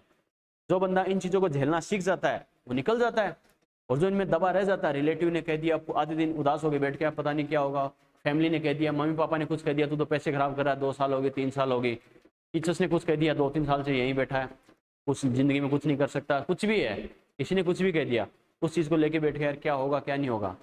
लेकिन जो बंदा, इनको वही बात, ऐसी इम्पॉसिबल बात नहीं है कि तुम आप कर नहीं सकते, लेकिन उसके लिए तुम्हारा बहुत ज़्यादा स्ट्रांग होना जरूरी है, मेंटली और फिजिकली, कि मैं कर सकता हूँ, क्यों नहीं कर सकता, कर सकता हूँ। समझ में आ गया? तो अभी जो आप कर रहे हो बेटा फ्लो, वो विद रिवर फ्लो है, आ गया समझ में? बाद में अगेंस्ट द रिवर फ्लो होगा। ऐसी कंडीशन आने मत दो कि दुनियादारी खिलाफ हो जाए, उसके बाद अपन खुद को प्रूव करें, तो आज ही कर दो ना। समझ में आ गया? Yes or no? ठीक है बेटा, तो इन चीज़ों में टाइम वेस्ट करने की जरूरत ही नहीं है। आपका ये जो साल है, ये मान लो अभी जिंदगी कहाँ से कहाँ बना देगा, बिगाड़ देगा।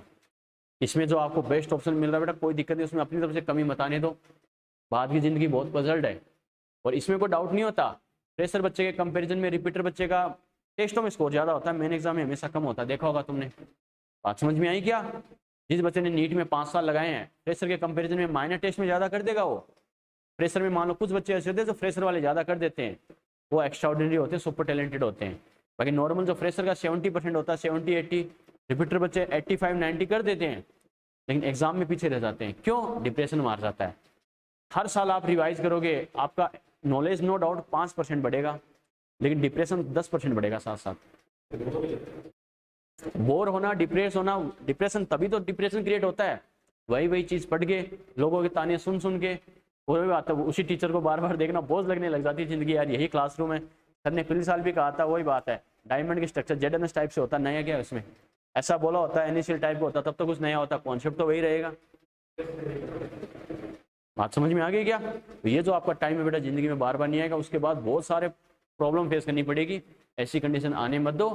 बाकी सब चीज़ों को साइड कर दो, टीवी मोबाइल ये सब बाद में सब मिल जाएंगे। टीवी मोबाइल बाइक ये सब आपको डाइवर्ट करने वाले केस हैं। बस एक साल जितना ज़्यादा हो सके इस साल अपने सिर्फ और सिर्फ कैरियर पे फोकस करना है। समझ में आ गया? Yes or no? थोड़ा सा ध्यान रखना। बात समझ में आ रही है जतिन? सबसे ज़्यादा शिकायत तेरी आती है बेटा, ध्यान रखना। घर वालों सबसे बात करता रहता हूँ, टेंशन मत लो, कितना पानी में सबका पता है, लेकिन तुम्हें अब समझा रहा हूँ, साल के लास्ट में समझाऊंगा तो कोई फायदा नहीं है। अब समझ जाना बेटा, ध्यान रखना, ठीक है? लास्ट ईयर तो मैं इनडायरेक्टली बोलता था, लेकिन तो कोई इंप्रूवमेंट नहीं करा बेटा। अभी भी घर वाले कहते हैं अभी भी ऐसे ही होता है, कोई फायदा नहीं बेटा। ये खुद में फायर होनी चाहिए, खुद में आग होनी चाहिए, मुझे करना है।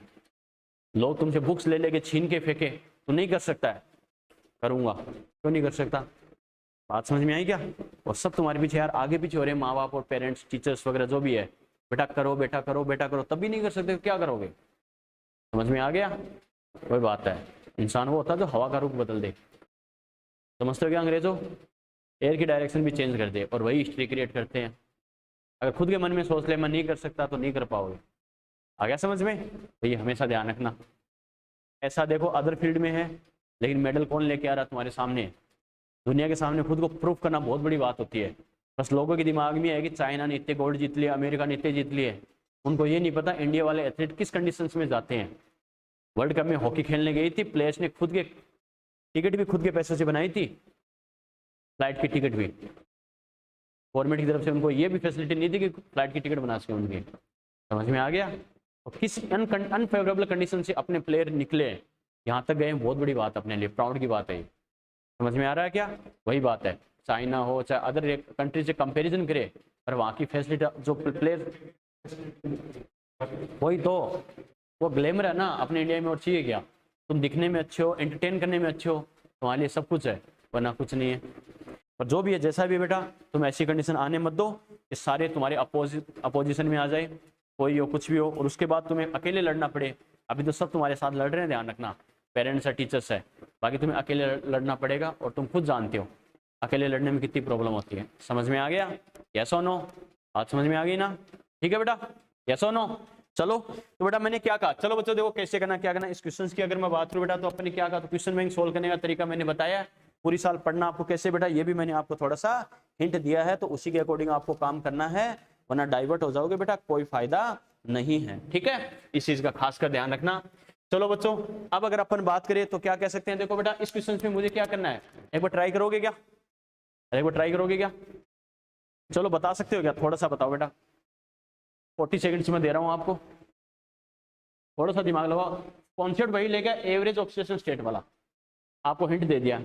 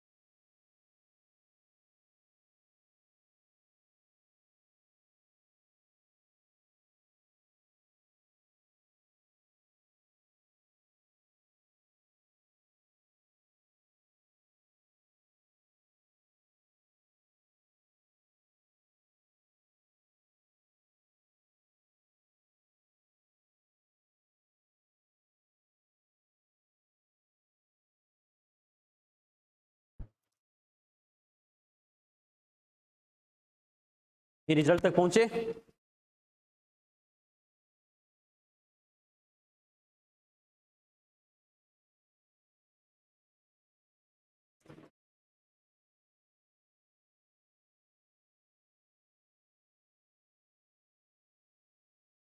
चलो अब बोर्ड पे मैच करना, आपने जो अप्लाई किया था सही है, कहाँ आपको कैसे करना था, इधर ध्यान दो बेटा। अब देखो ऐसे क्वेश्चन का मेथड दिमाग में सेट कर लेना, इधर ध्यान दो। मैं हमेशा कहता हूँ ये क्वेश्चन कैसे हुआ डजंट मैटर, ऐसे क्वेश्चन कैसे होंगे इट इज इंपॉर्टेंट। समझ में आ गया? यानी ऐसे क्वेश्चन है तो मुझे करना कैसे, दिमाग में कॉन्सेप्ट सेट होना चाहिए ना कि डाटा। समझ में आ गया? कैसे करना है बेटा, समझना इस चीज को। देखो पहली बात तो बच्चे के दिमाग में क्या स्ट्राइक करना चाहिए, सबसे पहले बच्चे के दिमाग में क्या आना चाहिए, आधे अधूरे वाला केस है, इधर ध्यान दो। अरे आधे अधूरे वाला केस है, मेटल क्या है डेसिमल में है, डेसिमल में इसका मतलब एक बात तो श्योर है, मेटल अगर डेसिमल में है मतलब कौन सा है, मेटल डेफिशिएंसी वाला केस है। क्लियर है? मेटल डेफिशिएंसी वाला केस है। मेटल डेफिशिएंसी वाले केस में अपन ने क्या कहा था बच्चों, मेटल क्या करता है, अपने ऑक्सीडेशन नंबर को इंक्रीज करता है नहीं करता, यस और नो। अरे कुछ मेटल कैटायन अपने ऑक्सीडेशन नंबर को इंक्रीज कर लेते हैं, इस वजह से क्या होता है, मेटल दो टाइप की ऑक्सीडेशन स्टेट शो करता है, यस और नो। करता नहीं करता? देखो यहाँ पर एक +2 दे रखा है, एक +3 दे रखा है, और अपन ने क्या कहा था, इस कंडीशन में अपन क्या करते हैं, एवरेज ऑक्सीडेशन स्टेट को कंसीडर करते हैं। किसको करते हैं बेटा? एवरेज ऑक्सीडेशन स्टेट को कंसीडर करते हैं। ओके कैसे करेंगे बच्चों, समझना इस चीज को। इसका मतलब सबसे पहले ये ले लो, क्या सबसे पहले बच्चे के दिमाग में क्या आना चाहिए, एज्यूम दैट, समझना इस चीज को, assume that average oxidation state of metal equal to x. मैंने क्या कहा, देखो हमें पता है कुछ मेटल क्या होगी, +2 की फॉर्म में होगी, कुछ किसकी फॉर्म में होगी बेटा, +3 की फॉर्म में। अपन ना +2 मान सकते हैं ना +3 मान सकते हैं, अगर एक फिक्स मानना हो तो अपन क्या लेते हैं, एवरेज लेते हैं, यस और नो। उस एवरेज को अपनी तरफ से अपन ने क्या मान लिया, एक्स मान लिया बेटा। क्लियर है? चलो अब समझना अच्छे से, ये जो अपना मेटल ऑक्साइड था, मेटल ऑक्साइड का फॉर्मूला क्या बोल रहा है, 0.98O। क्लियर है? ये जो फॉर्मूला है नॉर्मली आपने देखा होगा बेटा, रेडॉक्स में अपन क्या करते हैं, इधर ध्यान दो, रेडॉक्स में क्या करते हैं कि एक सिंगल एटम का चार्ज कितना है multiply by number of atom, या फिर मैं ऐसे कहूं सभी एटम के चार्ज का अलजेब्रिक सम क्या होगा, पूरे मॉलिक्यूल के चार्ज के इक्वल होता है, यस और नो। अलजेब्रिक सम का मतलब क्या है, एक एटम का जितना चार्ज है, चाहे प्लस हो माइनस हो जीरो कुछ भी हो, multiply by total number of atom. Clear है? सभी का सम कर दो, मतलब जैसा साइन है उसी के साथ लिख दो बेटा, उसको बोलते हैं अलजेब्रिक सम। क्लियर है? देखो बच्चों कैसे करना है, अगर इस मेटल की बात करो, इस मेटल ऑक्साइड में दो एलिमेंट कौन से, एक मेटल है, एक क्या है, ऑक्सीजन है। मेटल का ऑक्सीडेशन नंबर कितना है बेटा, x multiply by number of atom, number of atom कितने इसके 0.98, तो मल्टीप्लाई क्या कर दो बच्चों 0.98 प्लस मैंने क्या कहा अलजेब्रिक सम, यानी ऑक्सीजन का कितना होता है -2। अरे वैलेंसी इसका इलेक्ट्रॉनिक कॉन्फ़िगरेशन के अकॉर्डिंग देख लिया, अगर नहीं पता चले तो कैसे, ऑक्सीजन का एटॉमिक नंबर कितना है 8, इलेक्ट्रॉन भी 8, फर्स्ट सेल में कितने 2, सेकंड में कितने 6 को 8 में कन्वर्ट करने के लिए 2 इलेक्ट्रॉन गेन करेगा, 2 इलेक्ट्रॉन गेन करेगा, चार्ज क्या आएगा -2। क्लियर है? इसका मतलब ऑक्सीजन का -2 multiply by number of oxygen atom कितना है 1, कुछ नहीं है मतलब 1 है, तो मल्टीप्लाई बाय 1 कर दिया। नेट चार्ज यहाँ पर कुछ प्लस माइनस है क्या, नहीं बच्चों, तो 0 कर दो, नेट चार्ज इक्वल कर दो टोटल के। क्लियर है? ठीक है बच्चों, इसे अगर सोल्व करें तो अपन क्या लिखेंगे 0.98x प्लस माइनस क्या हो गया -2 इक्वल टू 0। क्लियर है? ठीक है, यहाँ से मैं क्या कर सकता हूँ बच्चों 0.98x इक्वल टू ये 2 इधर आएगा, तो प्लस का 2 होगा या नहीं होगा, होगा बच्चों। तो x इक्वल टू मैं क्या कर सकता हूँ 2/0.98, इसको मैं सोल्व कर लूँ तो 200/98 करूंगा नहीं करूंगा, करूंगा बेटा। जहां तक सोल्व हो उसके वहां तक कर लो बेटा, कोई बात है, कंफ्यूज होने की जरूरत नहीं है। मैं हमेशा कहता हूं न्यूमेरिकल्स में आपको क्या करना, टाइम बचाने के लिए बीच में कोई कैलकुलेशन आ रही है पूरी कैलकुलेशन मत करो। पूरी करने का मतलब है कोई इजी है तो उसको तो कर लो, जैसे 100/10 है, अब 100/10 100/10 बार बार इसी को घसीटते फिर रहे हो, कोई फायदा है क्या? ऐसी को डायरेक्टली सोल्व हो रही है उसको सोल्व कर लो, अगर कोई टिपिकल कैलकुलेशन है उसको वैसा वैसा छोड़ दो, जहां तक कर सकते हो कर लो, बाकी ऐसा छोड़ दो। क्यों? उसकी वैल्यू पुट करके लास्ट में वापस कैलकुलेशन करनी पड़ेगी, डबल टाइम वेस्ट करना पड़ेगा। क्लियर? जहां तक अगर आगे सोल्व करना टिपिकल है तो उसे वैसा वैसा छोड़ दो, उसकी वैल्यू पुट कर देंगे, लास्ट में कटने वाले कट जाएंगे, बचने वाले बच जाएंगे और उनको सोल्व कर लेंगे। समझ में आ रहा है मेरा तरीका, मैं क्या कर रहा हूँ बच्चों, टाइम बचाने की मेथड बता रहा हूँ आपको। ओके ठीक है बेटा, इसको अगर इजी वे में करूँ तो मुझे पता है 100 क्या हो जाएगा 49, यस और नो। बस अब आगे आपको टाइम वेस्ट करने की जरूरत नहीं, इजी वे में कर यहाँ तक कर लिया। क्लियर है? ये बच्चों कौन सा है, ये हमें पता है एवरेज ऑक्सीडेशन स्टेट है, क्योंकि किसकी वैल्यू आई है, ये x की वैल्यू आई है। x क्या है एवरेज है। क्लियर है। अब इस एवरेज के अकॉर्डिंग हमें पता है मेटल दो ऑक्सीडेशन स्टेट में है, एक है बेटा +2 की फॉर्म में, दूसरा क्या है +3 की फॉर्म में। Yes or no? ठीक है। इसकी परसेंटेज अमाउंट अगर मैं A% मानूं तो इसकी कितनी हो जाएगी 100 minus A. Yes or no? Percent का मतलब बेटा टोटल 100 हो गया, एक ए है तो दूसरा 100 माइनस ए। क्लियर है। बस अब मैं क्या करूंगा, अगर मैं एवरेज वाला कॉन्सेप्ट का यानी फॉर्मूला लगा दूं तो average oxidation state equal to क्या होता है बच्चों, A1x प्लस क्या होता है A2y अपॉन क्या होता है x plus Y. Yes or no? याद है ना? यानी अपन मेटल का एवरेज ऑक्सीडेशन स्टेट कंसीडर करते हैं, इसके रेस्पेक्ट में ये फॉर्मूला अप्लाई करते हैं। क्लियर है बच्चों? एवरेज वाली अपने पास वैल्यू कितनी आई है 100/49 इक्वल टू A1 पहले का ऑक्सीडेशन स्टेट कितना है बच्चों +2 मल्टीप्लाई बाई इसकी अमाउंट कितनी है A%। Yes or no? Plus A2 मतलब क्या दूसरी ऑक्सीडेशन स्टेट ये कितनी है बच्चों 3 मल्टीप्लाई बाई दूसरे की परसेंटेज अमाउंट कितनी होगी 100 माइनस ए अपॉन में x प्लस वाई ए प्लस 100 माइनस ए और लास्ट में हमें पता है टोटल सम तो 100 आना है तो आप डायरेक्ट 100 भी कर सकते हो बच्चों। क्लियर है। देखो बच्चों प्लस माइनस ए को उड़ा दो। Yes or no? अरे उड़ा सकते हैं। चलो बच्चों इसे अगर हम सोल्व करें तो देखना बेटा कैसे करते हैं, समझना इस चीज को। तो देखो 100/49 ऐसा कैसा, यहाँ देखो बच्चों अपने पास क्या बच गया, इसको मल्टीप्लाई किया 2a, अब 3 को मल्टीप्लाई करेंगे तो कितना आ जाएगा बेटा 300 माइनस 3a अपॉन कितना हो गया 100। Yes or no?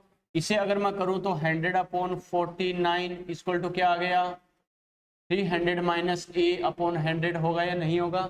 Yes or no? अरे 20 को 20 से उड़ा दूं क्या। Yes or no? इतनी खतरनाक मैथमेटिक्स मत लगा देना बेटा, खुद पे कंट्रोल रखना। ओके कि जो दिखते ही चिपका दो कि ये तो काट दूं मैं, नहीं बेटा ध्यान रखना। तो देखो इसको अगर हम अपन क्रॉस मल्टीप्लाई कर सकते हैं नहीं कर सकते हैं, कर सकते हैं बेटा। इनको आपस में मल्टीप्लाई कर दो 100 मल्टीप्लाई बाई 100, 49 को इनसे मल्टीप्लाई कर दो 49 इसको टू ब्रैकेट के अंदर क्या है 300 माइनस ए। क्लियर है। ठीक है तो ये कितना हो गया बेटा ये 10,000 हुआ या नहीं हुआ, हो गया बच्चों। ठीक है 49 को 300 से करो बच्चों, मैं हमेशा कहता हूँ खाली दिमाग चलाओ, एक्स्ट्रा पेन चलाने की जरूरत ही नहीं है। अगर 50 होता 50 को 3 से मल्टीप्लाई करता कितना आता 150, लेकिन 49 है तो 3 टाइम कम कर दो बेटा 147 क्या हो गया 147 आगे 20 तो 20 माइनस 49a ये 9 है बेटा ये a है, थोड़ा सा ध्यान रखना। बात समझ में आई क्या। क्लियर है बच्चों। देखो सेम साइड बच्चों क्या करो इनकी साइड चेंज कर दो तो इसको मैं इधर लेके आता हूँ कि 49a इक्वल टू क्या हो जाएगा 14,700 माइनस 10,000। Yes or no? तो मेरे पास क्या आ गया है बेटा 49a इक्वल टू कितना आ गया 4,700। Yes or no? क्लियर है। तो a इक्वल टू कितना आ गया बेटा 4,700 अपॉन कितना आ गया 49। अब फिर से बच्चों मैंने कहा एक्स्ट्रा पेन चलाना ही नहीं है, आपको टाइम वेस्ट करना ही नहीं है, खाली चाणक्य नीति काम में लेनी है, दिमाग काम में लेना बेटा। अप्रोक्स मेथड से कैसे, बिल्कुल बेटा। अगर ये 47 होता, मैंने क्या कहा 47 होता तो 47 यानी क्या आता 100 आता, लेकिन ये 47 से थोड़ा सा ज्यादा तो 100 से थोड़ा सा कम, आपको ऐसा ऑप्शन मैच करना है तो थोड़ा सा नियरेस्ट होगा, बस टाइम वेस्ट करना ही नहीं पड़ा। क्लियर है। तो ये अप्रोक्स आता है बेटा 96% के समथिंग। समझ में आ गया। क्लियर है। लेकिन मेरा आंसर ये है क्या, मुझे पूछा क्या है m+3 की अमाउंट पूछिए बच्चों, तो m+3 कितना है 100 माइनस ए, तो मैं क्या करूंगा m+2 हमने माना है बच्चों वो तो कितना था a%, यानी कितना हो गया ऑलमोस्ट 96%। क्लियर है। और m+3 जो था m+3 ये अपना कितना था बेटा 100 माइनस a%, यानी क्या हो जाएगा 100 माइनस 96%, या फिर मैं क्या लिख सकता हूँ ऑलमोस्ट कितना 4%। और इसका एग्जैक्ट आंसर भी 4.08 दे रखा था, लेकिन आपको डेसिमल में कैलकुलेशन करके टाइम वेस्ट करने की जरूरत नहीं है। ऑप्शन पास पास है तो देखो, अदरवाइज चाणक्य नीति काम में लेके अप्रोक्स से कर लेना। क्लियर है। नोट करो।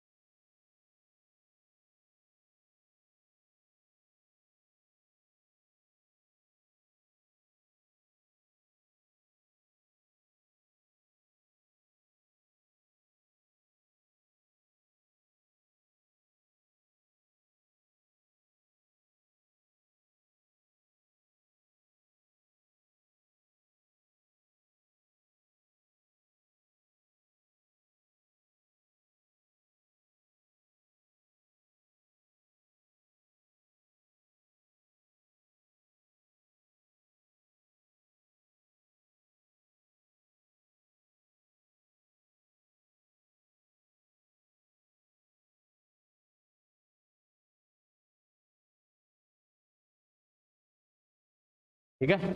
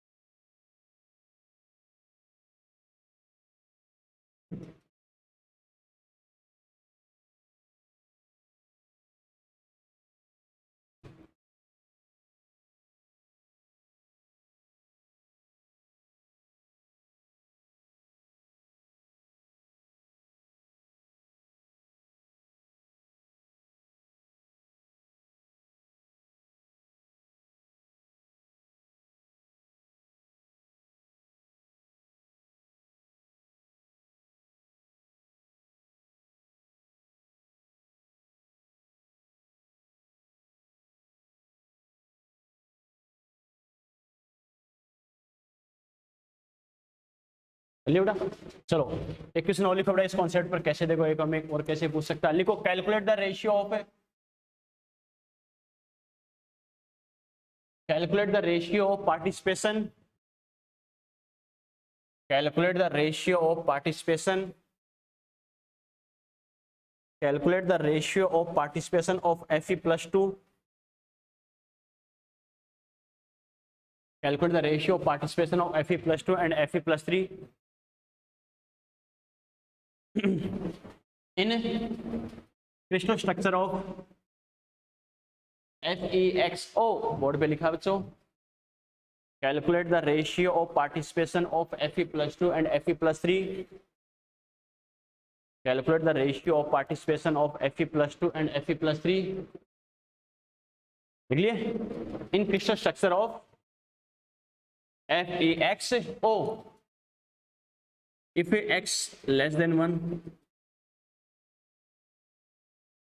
x less than 1। समझ में आ गया? पहली बात तो बच्चों देखो डायरेक्टली हमें नहीं बोला, तो अब हमें क्या करना समझना है, इधर ध्यान दो बच्चों, कंप्लीट करते हैं इसे। बेटा देखो क्या सीधी सी बात है, मेटल की दो टाइप की ऑक्सीडेशन स्टेट दे रखी है, तो ये तो बच्चों को इतना तो दिमाग में स्ट्राइक करना ही चाहिए।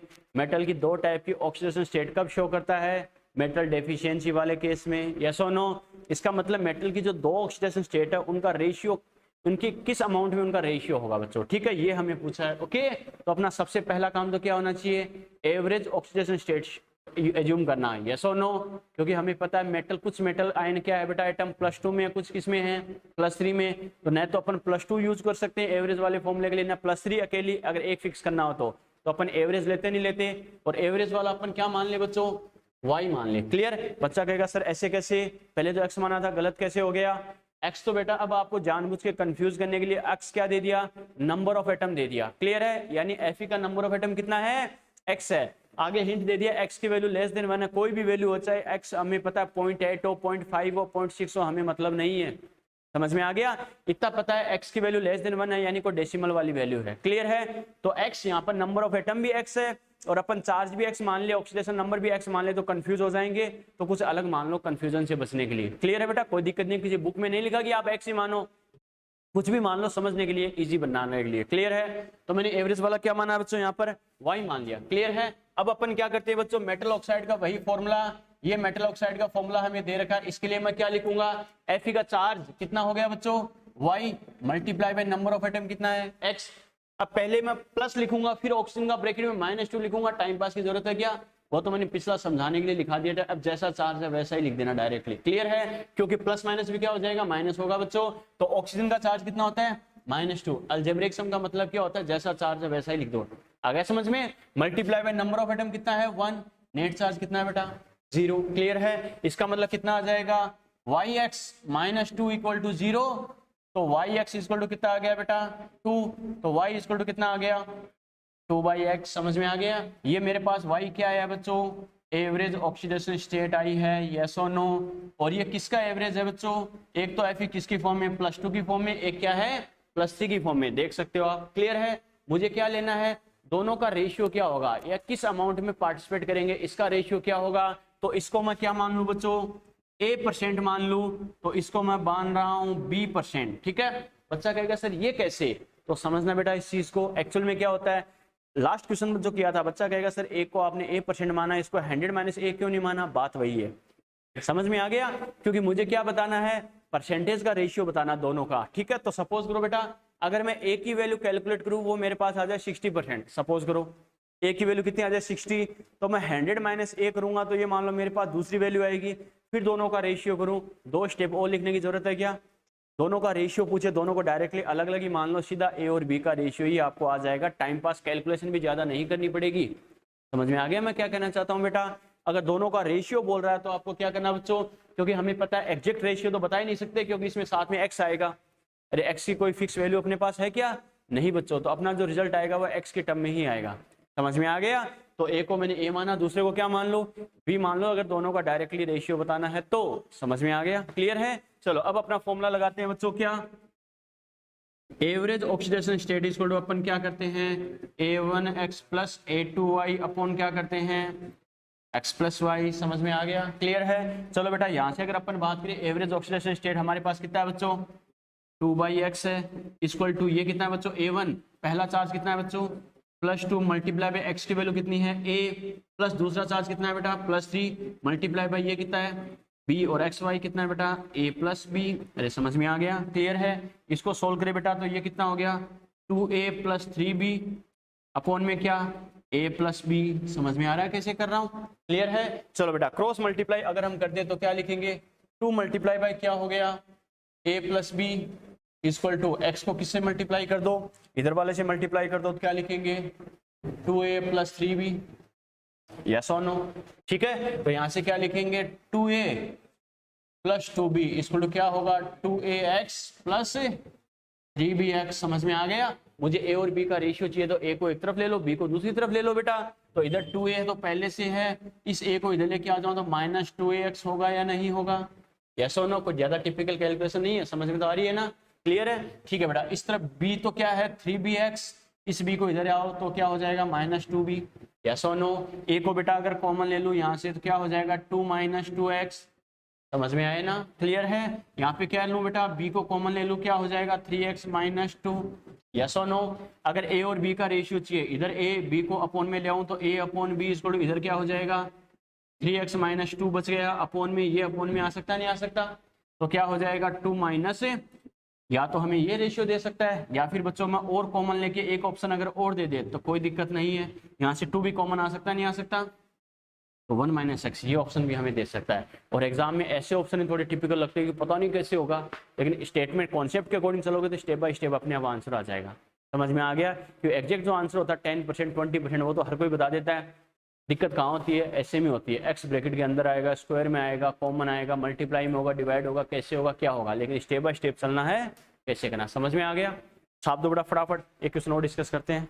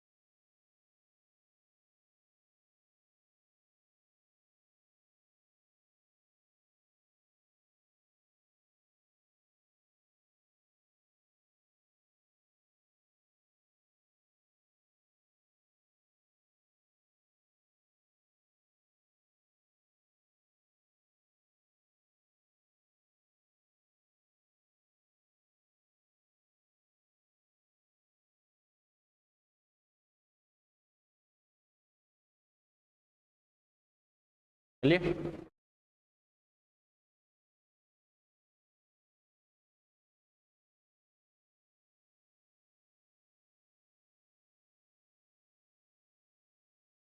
चलिए बेटा,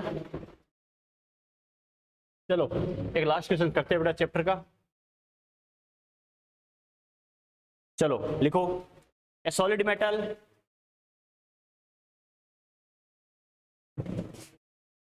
ए solid metal, a solid metal, bracket में लिखो बेटा MW equal to 100 gram. Board पे डाटा लिखा है, श्योर कर लेना। MW equal to 100 gram. A solid metal is crystallized. A solid metal is crystallized in a FCC unit cell.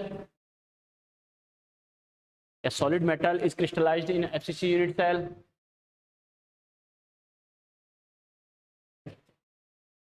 As length of which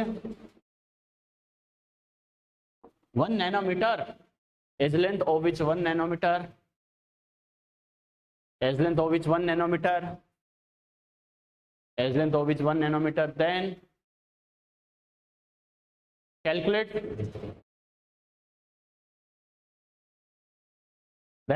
the density of crystal structure. Then calculate the density of crystal structure in condition of,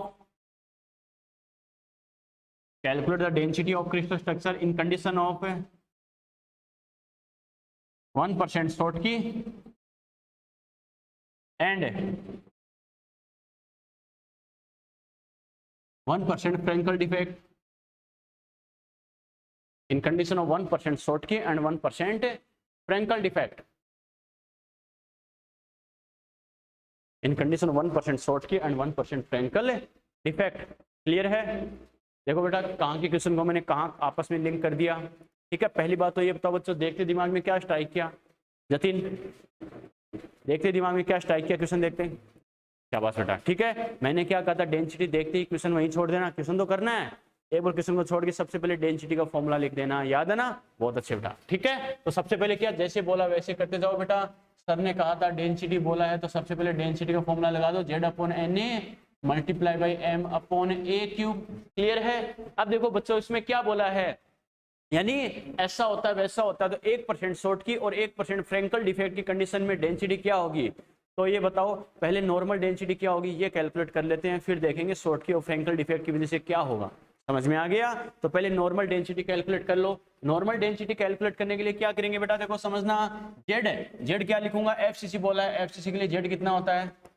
अरे 4 होता है, याद है ना? पीछे calculate किया है। M मास हमें कितना दे रखा है, 100 gram. Yes or no? Na Avogadro number 6 multiply by 10⁻23। ए कितना है बेटा, 1 का क्यूब कर दूंगा। Yes or no? क्यों बेटा?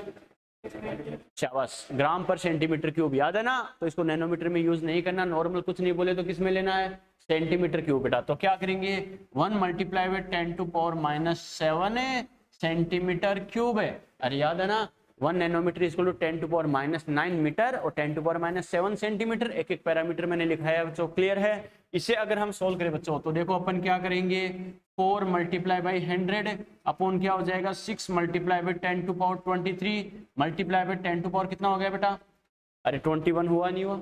Yes or no? इसका क्यूब है, ये क्या हो गया, ऊपर ग्राम है नीचे सेंटीमीटर क्यूब।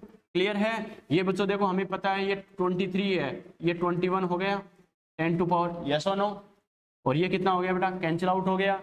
इसका ना कुछ हमारे पास बच रहा है क्या, यानी क्या बच गया, ये 2 हो गया, ये 3 हो गया। तो डेंसिटी इसको क्या करेंगे, 2/3 मतलब कितना आ जाएगा, 0.67 है ग्राम पर सेंटीमीटर क्यूब। क्लियर है? लेकिन मेरा आंसर ये है क्या, नहीं, इसको मैंने डिफेक्ट से कोरिलेट कर दिया बच्चों। ठीक है, तो क्या लिखेंगे, इन कंडीशन ऑफ फ्रेंकल डिफेक्ट है। अगर फ्रेंकल डिफेक्ट की कंडीशन है, इन कंडीशन ऑफ Schottky, पहला Schottky डिफेक्ट देखते हैं बच्चों, तो क्या होगा, इन कंडीशन ऑफ Schottky डिफेक्ट है। अगर Schottky डिफेक्ट की कंडीशन है तो ये बताओ Schottky डिफेक्ट की कंडीशन में डेंसिटी क्या होती है, डेंसिटी क्या होती है, डिक्रीज होती है। मैंने क्या कहा था, Schottky में शॉर्ट मारो बॉल बाहर, आयन स्ट्रक्चर के बाहर चले जाएंगे, मास डिक्रीज होगा, डेंसिटी डिक्रीज होगी, याद है ना? तो क्या करेंगे बच्चों, Schottky डिफेक्ट में डेंसिटी क्या होती है, डिक्रीज होती है। कितनी डिक्रीज होगी, 1% सॉर्ट की डिफेक्ट है तो टोटल डेंसिटी का 1% डिक्रीज होगा या नहीं होगा, यस और नो। तो कैसे करूंगा, डी डेस यानी नई वाली डेंसिटी आफ्टर डिफेक्ट क्या हो जाएगा बच्चों, मेरे पास कितना था बेटा, यानी डी माइनस डी का कितना लूंगा बेटा 1%, यस और नो। अरे समझ में आ रहा है कैसे कर रहा हूं, क्लियर है। जितनी डेंसिटी है उसका 1% कैलकुलेट कर लो और इनिशियल डेंसिटी में माइनस कर दो तो रिमेनिंग डेंसिटी आएगी नहीं आएगी, आएगी बच्चों। तो क्या करूंगा, डी डेंसिटी मेरे पास कितनी आ गई 0.67 माइनस 0.67 और इसका क्या करना है बच्चों 1%, यस और नो, क्लियर है। तो मैं क्या करूंगा 0.67 माइनस 0.0067 है यानी ऑलमोस्ट कितना आ गया 0.6633 ग्राम पर सेंटीमीटर क्यूब, ये मेरा आंसर आ गया, समझ में आ गया, क्लियर है। दूसरा क्या बोला है बच्चों, इन कंडीशन ऑफ फ्रैंकल डिफेक्ट,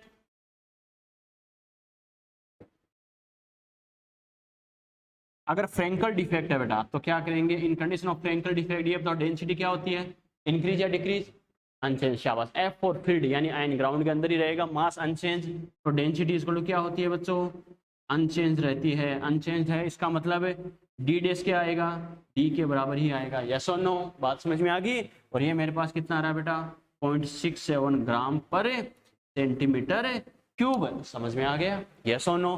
तो कहाँ डेंसिटी के कॉन्सेप्ट को मैंने डिफेक्ट से कोरिलेट कर दिया, थोड़ा दिमाग लगा के अगर हमें पूछे तो कैसे करना है, पहले नॉर्मल डेंसिटी कैलकुलेट कर लो, फिर देखो कितना परसेंट डिफेक्ट है उतना ही माइनस करके परसेंट निकाल के माइनस कर दो, रिजल्ट आ जाएगा, समझ में आ गया, यस और नो। ये हुआ बेटा अपना चैप्टर कंप्लीट, समझ में आया नहीं आया, यस और नो। अब कल आपको क्या करना है बच्चों, जिसने पूरी कॉपी अच्छे से पढ़ रखी है वो बेटा कॉपी के पेज पलट लेना, जहां आपको डाउट आए पेन से मार्क कर लेना कि सर ये कैसे हुआ, कल वापस पूछ लेना, क्लियर है।